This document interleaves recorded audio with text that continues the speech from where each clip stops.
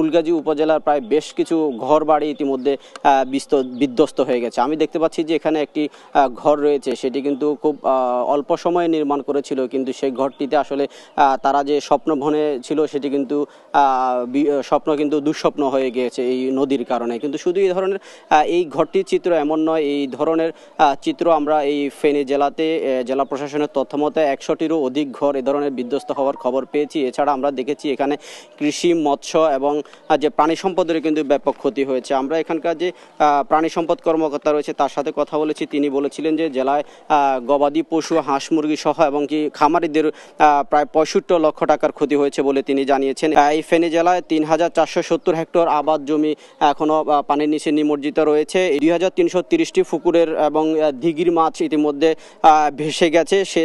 সেই মাছ কিন্তু তারা যদি হিসাব করে সেক্ষেত্রে প্রায় 8 কোটি টাকার কথা কিন্তু তিনি বলছিলেন।